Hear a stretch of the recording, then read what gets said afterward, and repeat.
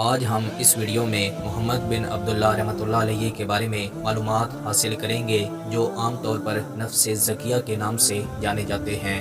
آپ رحمۃ اللہ علیہ کی پیدائش مدینہ میں ہوئی اور یہ اہل بیت میں سے ہیں، سادات کے خاندان سے ہیں۔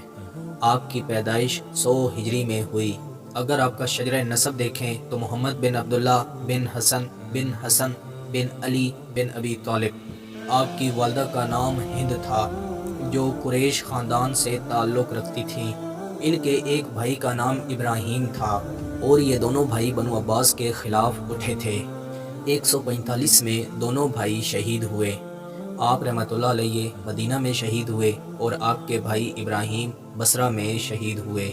آپ رحمۃ اللہ علیہ بہت ہی نیک انسان تھے۔ آپ بہت بڑے عالم تھے۔ آپ کی معاشرے میں بہت زیادہ عزت تھی۔ ابوا میں ایک میٹنگ ہوئی 126 ہجری میں۔ اس وقت آپ رحمۃ اللہ علیہ کی عمر 26 برس تھی۔ آپ کے والد عبداللہ نے کہا کہ یہ ہمیں لیڈ کریں گے۔ اس مجلس میں ابو جعفر منصور بھی شامل تھے اور بیعت بھی ہوئی۔ ابھی بنو عباس والے آئے نہیں تھے، لیکن چانس ایسے لگ رہے تھے کہ بنو امیہ والوں کا زوال اب بہت زیادہ قریب ہے۔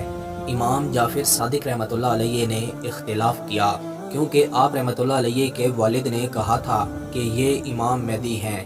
تو اس وقت امام جعفر صادق رحمۃ اللہ علیہ نے اختلاف کیا کہ یہ بات صحیح نہیں ہے۔ 132 میں کوفہ میں سب لوگوں نے ابو العباس کے ہاتھوں پر بیعت کر لی اور عراق میں خلیفہ بن گیا۔